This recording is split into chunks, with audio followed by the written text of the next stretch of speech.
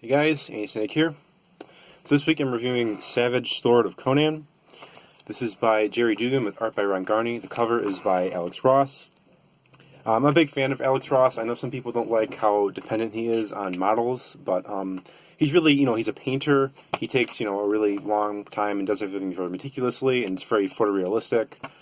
It's not something I want in every comic. I mean, comics by Alex Ross take, months and months and months to complete. And I think too many modern comics try to kind of mimic his style in a cheap way by using, just tracing and computers and things like that. And it's just like a cheap shortcut, and it's irritating. But his art, I think, is really good. Again, I don't want everything to be like that. But with that said, the art in the comic itself by Ron Garney is also very good. It's not photorealistic. It's very stylized, as Ron Garney's always is. Garney has a very expressionistic style, somewhat reminiscent of people like Frank Miller. It's very, very dynamic. He's good with action, and he really has an impact. And it fits Conan, perfectly. So one thing I was worried about going into this book was Gerry Duggan's writing. I'm familiar with him mostly from Deadpool, and he's a somewhat inconsistent writer. Sometimes he's really great, sometimes not so much.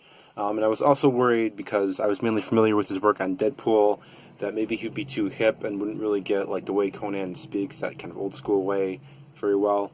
There are a few lines in here that I'm not a huge fan of that sound a little too modern and just not like something Howard would have written. But for the most part, I think it's really quite good. So the story is a very typical kind of Conan story. At the beginning, he's shipwrecked, and then he's captured by pirates, and then him and this slave are able to escape. They get this treasure box, which ends up just having sand in it, and they swim it to shore. And then it gives him this vision. It's sort of foreboding. One thing I didn't like was there's this sort of flashback structure where at the very beginning of the story, he's like at a table eating a meal with this lady, and he says that like something doesn't feel right. I have all I desire, but something's wrong.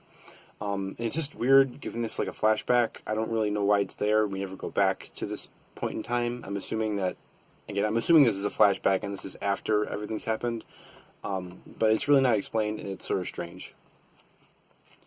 The other thing I don't like about this book is the pirates. Like when I read Robert E. Howard stories, Conan stories, and it has pirates in it, I'm always thinking that they're more like corsairs or some kind of ancient seafaring pirates.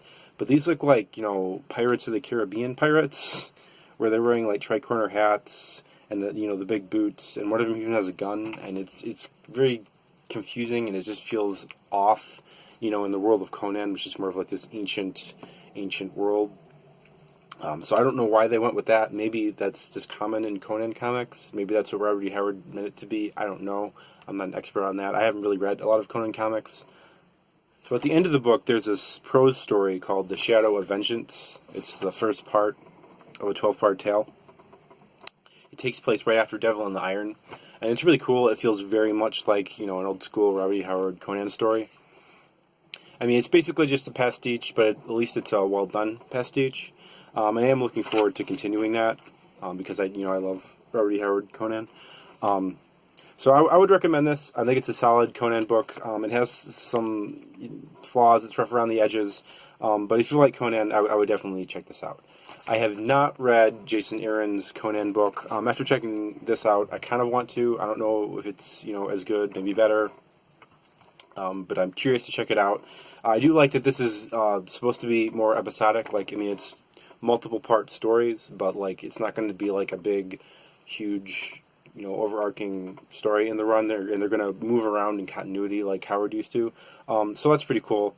Looking forward to this, and I would recommend it.